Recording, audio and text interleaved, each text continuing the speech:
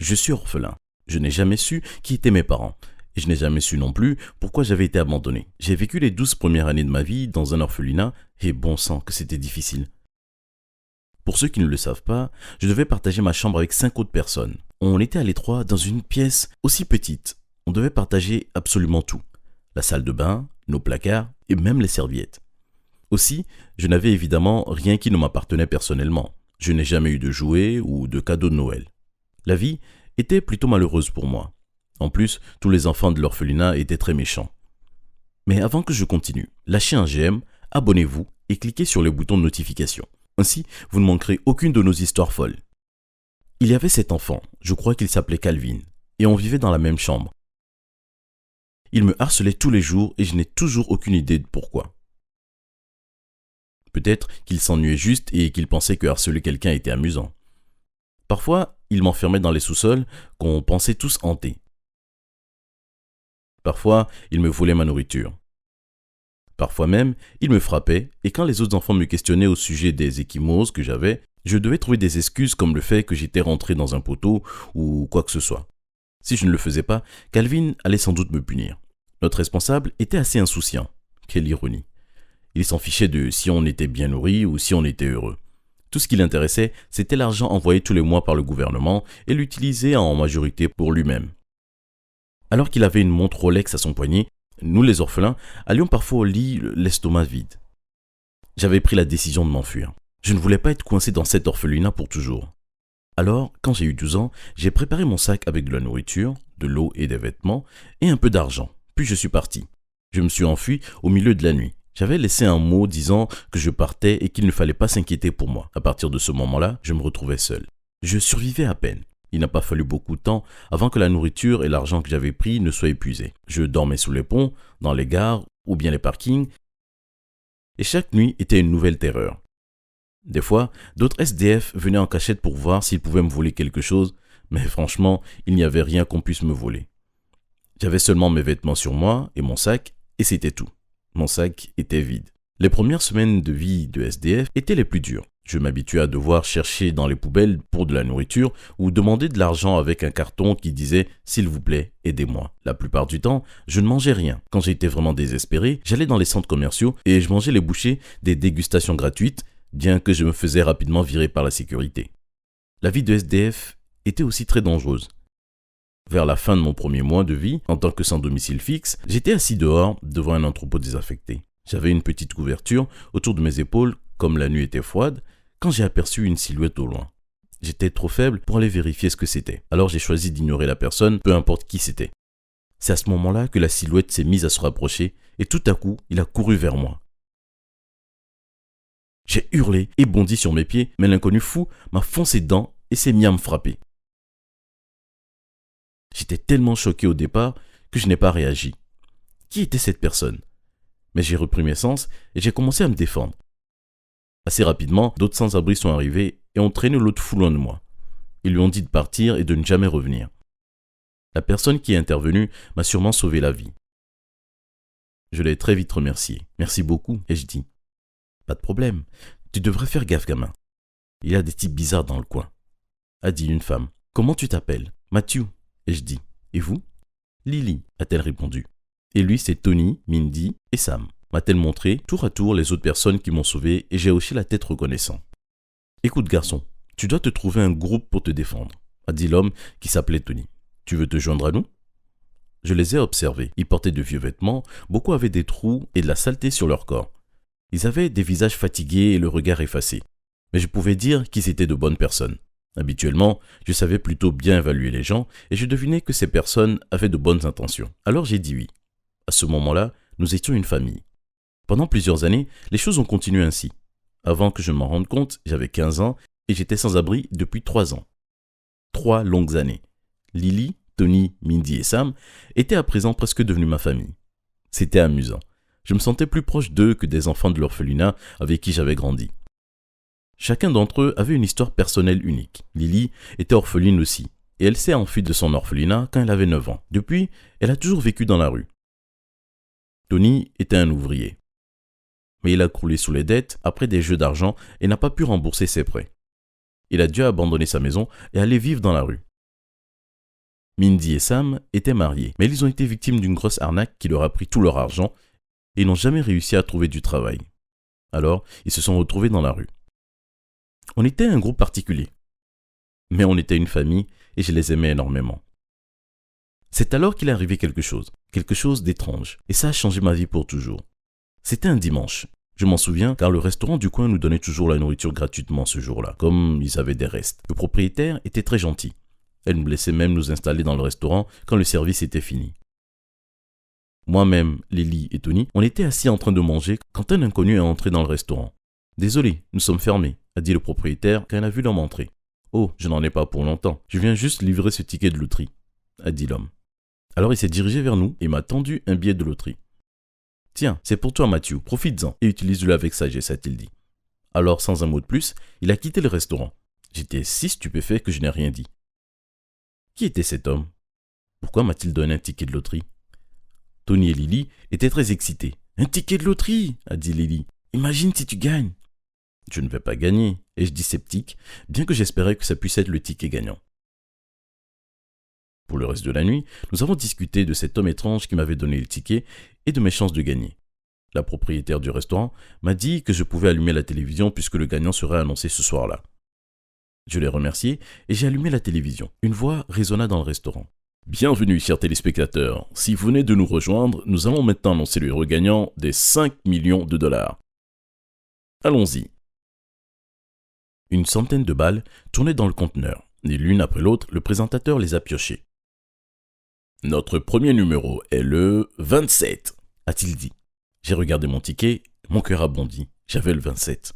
« Second numéro, le 3. Lily et Tony criaient à côté de moi. J'avais le 3. Ce ne pouvait pas être vrai, mais tout de même, je ne devais pas espérer. Et ensuite, nous avons le 53.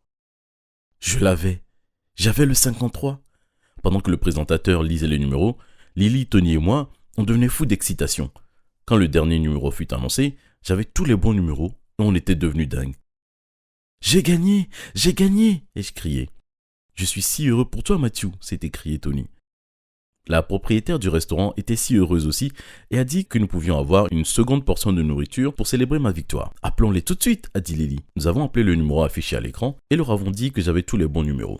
Le lendemain matin, nous nous sommes rendus dans le bureau pour remplir les procédures nécessaires afin que je puisse avoir mon argent. Lily est venue avec moi et beaucoup de gens nous regardaient, comme nous n'étions pas vraiment habillés normalement. Nos vêtements avaient des trous et je suis certain j'en pestais. L'entreprise a vérifié la carte et elle était officielle. Je suis devenu millionnaire. Pas seulement, j'avais 5 millions. C'était trop beau pour être vrai. Je ne pouvais pas y croire. Je continue de penser à cet homme mystérieux qui m'a donné ce ticket de loterie. Il aurait pu être millionnaire aussi. Mais pour des raisons étranges, il a décidé de me les donner. À ce jour, je n'ai toujours aucune idée de qui était cet homme. Je suis passé aux infos et j'ai été interviewé de nombreuses fois pour avoir gagné une telle somme d'argent. La première chose que j'ai achetée, ce fut de nouveaux vêtements. C'était tellement génial de pouvoir me débarrasser de ces horribles rayons. Ensuite, je me suis acheté une maison et des tas de choses dont j'avais toujours rêvé, mais que je n'ai jamais pu avoir. Une montre Rolex, un téléphone, un vélo. J'ai aussi donné de l'argent à mes amis sans abri parce qu'ils le méritaient bien évidemment. Une fois ma maison terminée, j'ai fait une grande fête. J'ai invité tout le monde et n'importe qui. J'ai même rencontré des filles mignonnes à la fête. Avant ça, aucune fille n'avait posé de regard intéressé sur moi, seulement du dégoût, mais désormais tout le monde m'aimait. Je profitais vraiment du fait d'être riche. Tous les soirs, je faisais la fête. Je rencontrais des filles et parfois on s'embrassait, je leur achetais des cadeaux aussi.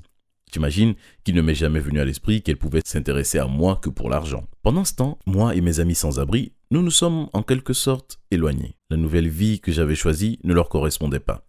Ils n'étaient pas le genre de personnes à faire la fête tous les soirs et à boire. Je suppose que je ne l'étais pas non plus. Mais l'aisance m'est montée à la tête. On pouvait dire que j'étais devenu snob. Parfois, et je sais que c'est vraiment mauvais, quand je voyais des sans-abri dans la rue, je ne tracassais pas à leur donner de l'argent. Au plus, j'essaie de les éviter. J'étais devenu une personne égoïste. Je ne m'en rendais pas vraiment compte. Et ce, jusqu'à ce que Lily me rende visite un jour et me dise que j'avais changé. Elle a dit que j'étais une personne différente et qu'elle ne savait plus qui j'étais. Ça m'a beaucoup fait réfléchir. Ça m'a fait réaliser que je n'aimais même pas la vie que je vivais. Je n'aimais pas être riche. À quoi bon si je ne pouvais même pas avoir ma famille avec moi? J'ai décidé de rendre visite à mes amis sans domicile. Ils vivaient dans un petit appartement humble tous ensemble et je leur ai demandé si je pouvais venir vivre avec eux. Bien entendu, ils ont dit oui. Je me suis excusé d'avoir agi différemment et nous nous sommes réconciliés. J'ai gagné au loto, mais j'ai choisi de rester sans abri à la place. Je devine que l'argent n'achète pas le bonheur. Un soir, je rentrais chez moi après avoir fermé le restaurant tard dans la nuit. Je détestais travailler si tard, mais j'avais besoin de tout l'argent que je pouvais avoir pour l'université. Il faisait sombre, il y avait du brouillard, ce que j'ai trouvé étrange. Soudain, alors que je passais dans une ruelle, quelqu'un a touché mon coude. C'était un vieil homme. Il m'a souri, mais j'ai franchement paniqué quand il a fouillé dans sa poche. Je suis grand, alors j'ai pensé que je pourrais certainement le battre. Mais je ne voulais pas me battre contre un vieil homme. Avant de poursuivre, n'oubliez pas de vous abonner et d'appuyer sur la cloche de notification afin d'être les premiers à être informés lorsque nous publierons une autre histoire géniale. Le vieil homme a fouillé dans sa poche et en a sorti une petite feuille de papier. Il l'a placée dans ma main, m'a salué avec son chapeau et a disparu dans le brouillard. Je me suis rapproché d'un lampadaire et j'ai déplié le petit papier. C'était un gratte-gratte de loterie. J'ai gloussé, pensant qu'un vieux fou venait de me donner sa poubelle. Mais le ticket n'était pas rayé. J'ai fouillé dans ma poche et j'ai attrapé une des pièces que j'avais reçues en pourboire cette nuit-là. J'ai utilisé la pièce pour gratter ce ticket et j'ai secoué la tête pensant que je voyais des choses. Ça disait que j'avais gagné 1 million de dollars. Mais non, ce ne peut pas être ça, n'est-ce pas? Ça n'arrive qu'aux plus chanceux. Et puis, un vieux type m'a donné ça. C'est sûrement un faux. J'ai mis le billet dans ma poche et je me suis moqué de moi pour avoir cru une seconde que c'était réel. J'ai jeté ma veste sur la table de nuit en rentrant et je me suis endormi dès que ma tête a touché l'oreiller. Le lendemain matin, j'ai vu le billet dès que j'ai ouvert les yeux, car il était tombé de ma veste et se trouvait juste à côté de moi. Je l'ai mis contre la lumière qui s'infiltrait à travers mes rideaux. Je ne vais pas mentir, ça avait l'air toujours un peu faux pour moi. Après m'être tiré, je me suis dirigé vers la cuisine et je me suis préparé un petit déjeuner. Je regardais toujours le ticket en me demandant surtout pourquoi ce vieil homme me l'avait donné. Essayait-il juste de faire une farce à un enfant? Mon regard a dérivé vers le bol de fruits à côté de moi. C'était plein de vieux gratte-gratte que ma mère avait acheté. Elle a toujours eu la foi que nous gagnerons quelque chose un jour. J'ai comparé le gratte-gratte au vieux gratte-gratte de ma mère. Ça a commencé à avoir l'air plutôt réel, mais je pensais toujours que c'était une farce. Ma mère est alors entrée dans la cuisine. Elle se frottait les yeux et bâillait, mais quand elle a vu ce que je tenais dans ma main, elle s'est réveillée en sursaut. « C'est ça, laisse-moi le voir !» Elle me l'a arraché des mains. J'ai essayé de lui dire que c'était un faux, mais elle était déjà en train de sauter et de me serrer dans les bras. Je ne voulais pas lui briser le cœur. Sans même avoir fini mon petit déjeuner, elle m'a tiré hors de la maison et m'a traîné au bureau de poste. Elle était amie avec la dame qui y travaillait et qui vendait des gratte-gratte. Elle lui a jeté le ticket au visage et j'étais sur le point de lui dire que c'était un faux, quand la dame a crié et a commencé à sauter de haut en bas, félicitant ma mère. Ma mère s'est pressée de dire que c'était mon billet, pas le sien, et la dame s'est approchée de moi et a commencé à me serrer les joues, me traitant de jeune homme très chanceux. J'étais encore sous le choc lorsque nous avons envoyé le billet pour échanger le prix. Et encore plus sous le choc lorsque nous avons été appelés pour échanger le prix et recevoir mon argent. Je suis resté là, sidéré, devant les caméras, tenant un énorme chèque d'1 million de dollars. Mon visage était aux infos, à côté du montant que j'avais gagné. Tous ceux qui me connaissaient savaient que je venais de gagner un sacré paquet d'argent, mais maintenant je regrette qu'il l'ait su. Quand je suis allé à l'école ce lundi, j'ai tout de suite vu que c'était différent. Les gens s'écartaient de mon chemin lorsque je marchais ou me saluaient alors qu'ils ne l'avaient jamais fait auparavant. Mes amis étaient soudainement très affectueux, ce qui n'était pas avant. Il a fallu un peu de temps pour s'y habituer, mais après quelques heures, j'ai adoré cette attention. Quand mes amis et moi allions déjeuner dans un endroit spécial, je payais bien sûr. J'ai aussi payé l'essence quand nous allions à la plage et les collations aussi. J'ai même loué un bateau une fois et nous sommes allés à la mer. Mon amie Rachel a jeté son téléphone dans l'océan. Alors bien sûr, j'ai dû lui en offrir un nouveau. Mon ami Malik avait besoin d'un nouvel ordinateur portable. Alors, je lui en ai acheté un. Une fois, j'ai même payé le déjeuner de tout le monde à la cafétéria de l'école. La dame du déjeuner m'a juste fait un signe de tête. « Ils peuvent s'offrir leurs propres affaires, tu sais. Ne les laisse pas profiter de toi, mon garçon, » a-t-elle dit. Mais je l'ai ignoré. C'étaient mes amis. Ils n'auraient pas profité de moi. Un jour, j'ai conduit mes amis au centre commercial et nous avons passé des heures à faire du shopping. D'abord, nous sommes allés acheter des jeux vidéo pour Jake. Puis Rachel voulait un ensemble de valises et Malik a dit qu'il avait besoin d'un costume. Alors, nous l'avons aussi acheté. J'ai payé le reste des affaires de mes amis aussi, mais honnêtement, je ne me souviens pas de ce que c'était. En gros, je passais ma carte de gauche à droite quand on me le demandait. Pendant le trajet de retour en voiture vers les maisons respectives, j'attendais qu'ils me remercient, mais ils ne l'ont jamais fait. Ils étaient tous sur leur téléphone en train de prendre des photos de leurs nouvelles affaires et ils m'ont ignoré quand j'ai essayé d'engager la conversation. J'étais un peu énervé. C'est comme ça que les parents se sentent?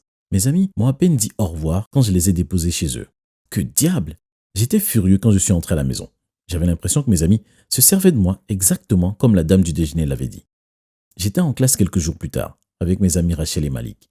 J'ai mis mes écouteurs et baissé la tête après leur avoir dit que j'avais mal à la tête et que j'avais besoin de faire une sieste. Je n'écoutais pas de musique cependant. Au lieu de cela, j'ai écouté leur conversation. « Tu devrais le jeter à la poubelle ou le donner à quelqu'un d'autre ?» a dit Rachel à Malik. « Ouais, je pense que je vais faire ça. Je parie qu'il m'en achètera un nouveau sans hésiter, » a dit Malik en riant. Lorsque la cloche a sonné pour le déjeuner, j'ai bâillé et fait semblant de me gratter les yeux. J'ai regardé Malik faire semblant de jeter accidentellement son téléphone dans la poubelle à l'avant de la classe et ricaner avec Rachel. J'étais furieux. Je l'ai repêché et j'ai fait semblant de ne rien voir. Je suis arrivé à notre cafétéria et j'ai trouvé Malik en détresse et une Rachel inquiète, ainsi que nos autres amis inconscients. J'ai calmement demandé à Malik ce qui n'allait pas et il a commencé à dire que ses parents allaient le tuer parce qu'il avait perdu son téléphone, faisant semblant d'hyperventiler. J'ai posé ma main sur son épaule pour le calmer, puis j'ai sorti son téléphone de ma poche arrière. Je lui ai dit, tu vois, tes parents ne vont pas te tuer parce que tu l'as jeté à la poubelle en espérant que je t'en achète un nouveau. Puis j'ai écrasé son téléphone au sol et en entendant l'écran se briser, j'ai dit, merde, je suppose qu'ils vont te tuer après tout. Et sur ce, je suis parti. Je me suis éloigné de tout le monde pendant un moment. Je les ai ignorés dans les couloirs et en classe et je les ai bloqués sur tout ce par quoi ils pouvaient me contacter. Ils savaient que j'avais besoin de cet argent pour payer l'université et pour que mes frères et sœurs puissent aller dans une bonne école, mais ils ont profité de moi. Ce n'étaient pas seulement mes amis.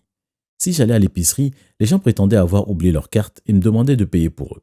Je leur faisais toujours remarquer que je pouvais très bien voir leur carte dans leur poche arrière. Et ils marmonnaient quelque chose en disant que j'étais avide. Pour de vrai, moi, avide, honnêtement, les gens sont audacieux. J'ai décidé que j'allais arrêter de payer les achats des gens et de donner mon argent à n'importe qui. Et que j'allais plutôt le rendre intéressant. J'ai distribué des prospectus dans tout le quartier et à tous les élèves de l'école. La nouvelle de ce que j'organisais s'est répandue comme une traînée de poudre. Au festival annuel de l'école, j'ai eu une mini-loterie. Je donnais un tiers de mon argent que j'avais gagné avec mon grade-grade de loterie. Cette année-là, le festival était plus important que jamais. Il y avait plus d'une centaine de personnes sur le terrain de l'école, dans l'espoir d'obtenir un ticket et de gagner de l'argent. Il y avait des tas de tentes avec la nourriture, des manèges et des stands pour les enfants. En me promenant, je pouvais voir que les gens étaient excités. Comme il se doit, car ils pensaient tous qu'ils allaient gagner. J'ai laissé des notes aux gens lorsque j'ai distribué des prospectus ou que je leur ai dit en personne qu'ils allaient gagner. J'ai dit à tout le monde que s'ils gardaient ça pour eux, je leur donnerais le ticket gagnant. Enfin, l'heure de la tombola a sonné. Les gens se sont rassemblés sur le terrain de football et j'ai fait le tour avec un sac rempli de petits tickets avec des numéros dessus. Je les ai personnellement distribués aux gens et leur ai souri d'un air pénaud lorsqu'ils m'ont fait un clin d'œil ou m'ont serré la main en me remerciant d'avance. La dernière personne à avoir obtenu un ticket était Marianne, la dame du déjeuner. Son billet cependant n'est pas sorti du sac. Il vient de ma poche. Elle avait l'air fatiguée d'avoir travaillé toute la journée. Elle s'est assise et je l'ai vue se frotter le genou. « Ce genou te gêne toujours, Marie-Jeanne ?» lui ai-je demandé. « Oui, le docteur a dit que c'était assez grave », a-t-elle répondu dégonflée. Je me suis ensuite dirigé vers le podium et j'ai tapé dans le micro. J'ai fait un petit discours juste pour exciter davantage tout le monde. Puis j'ai annoncé les numéros du ticket gagnant. 7, 3, 9, 2. Tout le monde était silencieux. J'ai entendu des petits « quoi ?» et des jurons, puis un cri strident et un rire. Marianne tenait le ticket gagnant en l'air. Je suppose que l'adrénaline a engourdi son genou pendant une seconde, car elle a réussi à courir jusqu'au podium et m'a montré son ticket. J'ai fait un grand sourire et lui ai serré la main. « C'est que tu le mérites », lui ai-je dit. Les gens autour de nous ont commencé à me huer, alors que je me suis retourné vers le micro et j'ai dit « Chacun d'entre vous a commencé à profiter de moi quand j'ai gagné mon argent. Elle est la seule qui n'a pas changé. Vous devriez tous avoir honte de vous. » 2 jours plus tard, je fermais le même restaurant. J'ai gardé mon travail parce que celui-ci était amusant. Et un peu d'argent supplémentaire n'a jamais fait de mal à personne. J'ai commencé à marcher sur mon chemin habituel, mais j'ai senti des picotements dans ma nuque lorsque je me suis approché de la ruelle. Soudain, le vieil homme en est sorti lentement et je me suis retrouvé face à face avec lui. L'homme a commencé à s'approcher de moi. Alors, je me suis redressé, mais à ma grande surprise, il m'a pris dans ses bras. Il m'a serré fort dans ses bras et ça n'a pas semblé bizarre du tout pour une raison quelconque. « Je savais que tu ferais ce qu'il fallait », m'a-t-il dit en tapotant sur la joue. Sa main était étrangement froide. Je pensais encore à cette rencontre avec l'homme lorsque je suis arrivé à la maison. Pour une raison quelconque, mes yeux ont dérivé vers les albums photos sur l'étagère. Je ne les ai jamais regardés. J'en ai pris un qui semblait sortir du lot. Je l'ai regardé distraitement, mais une photo est sortie. C'était moi, bébé, et j'étais sur les épaules d'un homme que je n'avais jamais vu auparavant. C'est là que ça m'a frappé. Le vieil homme était mon grand-père.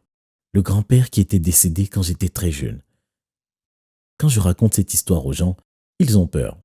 Mais honnêtement, je ne ressens que de la chaleur et du bonheur. Aussi longtemps que je puisse me souvenir, il n'y avait que moi et ma mère. Mon père nous a quittés quand ma mère était enceinte et je n'ai jamais pu lui pardonner ce qu'il avait fait à ma mère. Elle a dû m'élever seule et pour empirer les choses, elle avait un boulot mal payé et vivait dans un mauvais quartier de la ville. C'était difficile. Mon père nous avait abandonnés, moi et ma mère, et on était vraiment pauvres. Mais quelque chose qui a tout changé est arrivé et ma vie n'a plus jamais été la même. Mais avant de continuer, n'oubliez pas de mettre un pouce bleu, de vous abonner et d'activer les notifications. Vous deviendrez riche dans le futur. Croyez-moi, ça marche vraiment. Moi et ma mère vivions dans un appartement avec une seule chambre, avec des traces de moisissure sur les murs et une condition de vie lamentable. C'était horrible. Je me souviens que je devais aller dormir la plupart du temps avec le ventre vide et pour ma mère, c'était plus souvent car elle préférait me donner à manger plutôt qu'à elle-même. J'allais à l'école du quartier, mais les autres enfants étaient méchants et les professeurs se foutaient des élèves. En plus, je devais porter un vieil uniforme que d'anciens étudiants avaient laissé car ma mère n'avait pas les moyens de m'acheter un nouvel uniforme pour l'école. La vie était pour le moins difficile. En grandissant, je n'ai jamais eu l'espoir d'avoir un bon boulot ou de gagner beaucoup d'argent, car comme il disait, les riches deviennent de plus en plus riches et les pauvres de plus en plus pauvres, n'est-ce pas? Mais j'allais quand même essayer. Après avoir obtenu mon diplôme d'études secondaires, j'ai trouvé un boulot en tant que serveur dans un restaurant. Il me payait au lance-pierre et mon patron me traitait vraiment mal. Mes collègues étaient corrects, mais je détestais vraiment me lever pour aller travailler chaque matin. La vie était si difficile et ennuyante. Puis le jour fatidique est arrivé. Le jour où ma vie a changé pour toujours. C'était un mardi soir. Je m'en souviens car le mardi, on vendait des tacos au restaurant et j'étais en train de prendre une commande de tacos et de les donner aux clients. Finalement, mon service est fini et je marchais jusque chez moi. Le restaurant n'était qu'à 5 minutes à pied de ma maison. Ce n'était pas si mal. Sur le chemin, je me suis arrêté dans une boutique. Le caissier m'a salué quand j'ai passé la porte. Le caissier a dit « Salut Adam, nous nous connaissons depuis que j'avais grandi dans cet appartement et même depuis tout petit. » J'ai répondu « Salut Tom, tu as du chocolat à la noisette ?»« Oh désolé, on les a tous vendus. Mais écoute, il y a le loto ce soir. Ils vont annoncer les gagnants de la télé. Tu devrais aussi acheter un ticket de loto. Tu ne sais jamais, tu pourrais gagner. » J'ai répondu « Oh, je ne sais pas Tom. Je ne veux pas gaspiller mon argent, j'en ai que très peu. » Tom a alors dit « Adam, je suis persuadé que tu vas être chanceux ce soir. Pour tout te dire, tu peux prendre un ticket gratuitement avant de rentrer. » J'ai répondu tout surpris « Waouh, merci Tom. » Tom m'a tendu le ticket, puis je suis rentré chez moi. Quand j'ai ouvert la porte, ma mère venait également de rentrer du travail. Elle avait des cernes sous les yeux et semblait avoir vu un fantôme. J'étais furieux que ma mère ait à travailler autant juste pour payer les factures, mais peut-être que le ticket de loto allait changer les choses. J'ai dit « Regarde maman, j'ai un ticket de loto. » Elle a répondu « Oh, c'est cool Adam, mais tu ne devrais pas gaspiller ton argent pour ce genre de choses. On ne gagnera jamais. » Bien sûr, mais c'est Tom qui me l'a acheté. Wow, c'est très gentil de sa part. Bon, allumons la télé pour voir si on gagne. Nous nous sommes assis sur le canapé et avons mis la bonne chaîne. Je venais juste de commencer et peu après, les numéros gagnants sont apparus à l'écran. J'ai regardé mon ticket et mon cœur a bondi. On a gagné. On a gagné. J'ai sauté de joie et j'ai commencé à danser. On a gagné. On a gagné. On a gagné. Ma mère était confuse par ma réaction, mais une fois qu'elle a lu les numéros sur le ticket et avoir vu ceux à la télé, elle a commencé à sauter de joie aussi. On a gagné au loto. On va être millionnaire. Je ne pouvais pas croire que j'avais eu tant de chance. C'était trop beau pour être vrai. J'ai tout de suite appelé l'entreprise et confirmé que j'avais les numéros gagnants. Le lendemain, je suis allé dans leur bureau et j'ai signé tout un tas de papiers et pris une tonne de photos. Et ce que je sais de la suite, c'est que 100 millions de dollars ont été transférés sur mon compte en banque. Je n'étais pas simplement riche, mais super riche. Bien entendu, j'ai donné beaucoup d'argent à Tom le caissier, je lui ai donné 10 millions de dollars. Il le méritait bien. C'est lui qui m'avait donné le ticket gratuitement et je ne l'aurais jamais eu s'il n'avait pas été là. Ensuite, j'ai donné de l'argent à mes amis au travail. Ils travaillaient dur et ils méritaient de l'aide. Je n'ai rien donné à mon patron, bien entendu. Il ne le méritait pas. Et finalement, bien sûr, j'ai acheté à ma mère une belle maison. Pas trop grande, mais assez, dans un bon quartier de la ville où les voisins étaient amicaux et gentils. J'ai dit à ma mère de quitter son boulot car on avait assez d'argent maintenant pour vivre sans travailler pour le restant de nos jours. Et j'ai également quitté mon boulot au restaurant. Tout allait pour le mieux. Je commençais ma vie de riche en toute sérénité. On pouvait manger et acheter tout ce qu'on voulait. C'était super. Bien entendu, je n'ai pas oublié d'où je viens et j'ai aussi donné beaucoup d'argent à des organismes de bienfaisance. Pendant un moment, tout allait bien. Je suis également devenu connu. Les gens commençaient à reconnaître mon visage en tant que celui qui avait gagné 100 millions de dollars. Quelques anciens amis me contactaient après des années sans donner de nouvelles et ils me demandaient de l'argent. Je savais qu'ils voulaient simplement m'utiliser, mais toujours est que je me sentais mal pour eux et je leur ai donné un peu. Pas grand-chose, juste assez pour les aider. Et c'est alors que quelque chose est arrivé qui a mis ma vie sans dessus-dessous. Moi et ma mère étions à la maison, on était lundi, mais on n'avait rien à faire. Aucun patron pour nous sermonner, aucun service à faire. C'était le bonheur. Mais c'est alors que tout à coup, la sonnette a retenti. Je me demandais qui ça pouvait bien être. Ma mère est allée ouvrir la porte et puis je l'ai entendu crier. J'ai couru en panique pour aller l'aider, mais mon sang s'est glacé en arrivant. Il y avait un homme à la porte. Il était bien plus vieux que moi, sûrement proche de l'âge de ma mère. Et il y avait quelque chose en lui qui m'était familier. Ma mère semblait avoir vu un fantôme. Elle tremblait de partout. « Salut chérie », a dit l'homme. Et il regarda ma mère avec tristesse. Puis il m'a regardé. « Wow, tu as bien grandi mon fils ». J'ai demandé « Maman, qui est cet homme ?» alors que j'avais peur de connaître la réponse. Ma mère a pris une grande respiration et a dit « C'est ton père ». Et c'est alors que les choses ont commencé à beaucoup changer après ça. Mon père est entré et nous nous sommes assis dans le salon. Personne ne parlait, l'atmosphère était pesante. Mais finalement, après 10 minutes de silence, mon père a commencé à parler. Il a dit « Voilà, je sais que tu ne me pardonneras probablement jamais, mais j'ai compris quelque chose. Je n'aurais jamais dû vous quitter. Je vous aime tellement, mais je pensais ne pas être assez bien pour vous deux. Je pensais que vous seriez mieux sans moi. C'est pourquoi je suis parti. Je comprends maintenant que c'était une erreur.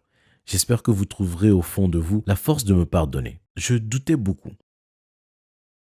Pourquoi revenir maintenant? Pourquoi n'est-il pas revenu il y a 10 ans? Mon père hocha la tête avec l'air triste. J'étais bloqué à l'étranger. Je n'avais pas d'argent pour revenir. J'ai essayé de vous contacter, mais je devine que vous n'avez jamais reçu mes messages. J'ai demandé sceptique. Donc, ça n'a rien à voir avec le fait que j'ai gagné au loto, n'est-ce pas? Adam, ne sois pas méchant comme ça, a dit ma mère choquée. Mon père a souri à ma mère et ma mère lui a souri nerveusement en retour et c'est à ce moment que ça m'a tilté. Ma mère tombait de nouveau amoureuse de lui. Je devais mettre un arrêt à tout ça. J'étais certain que mon père était de retour pour mon argent. Pourquoi d'autre? Ça ne pouvait pas être une coïncidence qu'il soit revenu maintenant.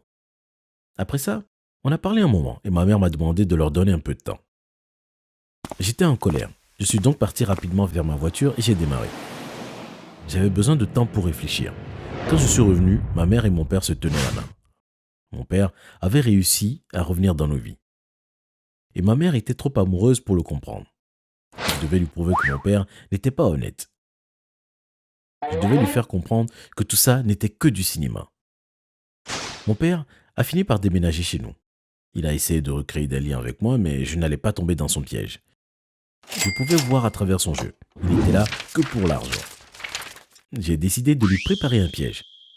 J'avais besoin de prouver à ma mère que mon père n'était pas une bonne personne et qu'on devait le faire partir de nos vies une fois pour toutes. J'ai appelé Tom. Je lui ai parlé de mes plans et il a accepté de m'aider. Tout était en place, le plan était prêt. Et mon père n'en avait aucune idée. Le lendemain, j'étais assis pour le petit déjeuner avec ma mère et mon père quand une camionnette s'est arrêtée devant notre maison.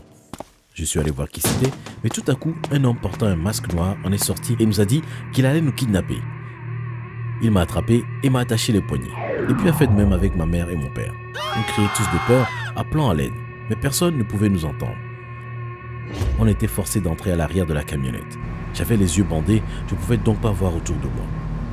Finalement, après environ 1 heure de route, nous nous sommes arrêtés et avons été traînés dans un entrepôt. Quelqu'un a enlevé le bandeau de mes yeux et je ne pouvais voir que mon père. Ma mère n'était pas à portée de vue. J'ai demandé « Où est ma mère ?»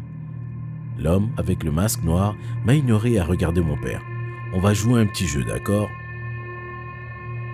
Mon père a hoché la tête nerveusement. Il semblait effrayé. « Bien », a continué l'homme masqué. Il m'a mis devant mon père. Puis à ma droite, il a placé une valise et l'a ouverte pour montrer l'argent qu'elle renfermait. Tu vas devoir choisir, on a 50 millions de dollars ici. Ou ton fils, qu'est-ce que tu préfères? Tu es fou, a crié mon père. L'homme masqué a hoché la tête. Peut-être, tu ferais mieux de choisir, tu as 10 secondes à partir de maintenant. J'ai crié, papa, choisis-moi s'il te plaît, sauve-moi. Mais mon père n'a rien dit. Il m'a regardé puis l'argent, puis il m'a encore regardé, puis il a fermé les yeux. Il a alors dit, je prends les 50 millions de dollars. Je ne pouvais pas en croire mes oreilles. Il a vraiment dit ça? L'homme au masque, ou je devrais dire Tom, a enlevé son masque et a regardé mon père avec dégoût. C'est très regrettable.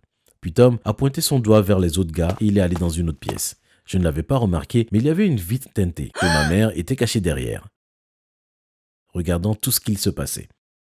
Elle est sortie de la salle secrète et a regardé mon père folle de rage. « Comment oses-tu » a-t-elle dit en pleurant. Mon père semblait perdu. Qu'est-ce qui se passe? Mais ma mère ne tombait plus dans son jeu. Elle lui a dit qu'elle ne voulait plus jamais le revoir et que c'était fini pour toujours. J'étais content de l'entendre. Tom m'a libéré et nous avons laissé mon père là pour qu'il rentre tout seul. Le plan avait marché à merveille. Tom avait vraiment été un bon faux kidnappeur. Mon père a essayé de revenir vers nous et a demandé pardon, mais on a appelé la police pour harcèlement. Et puis, il n'est jamais revenu près de nous. Moi et ma mère vivons heureux maintenant et tout se passe très bien.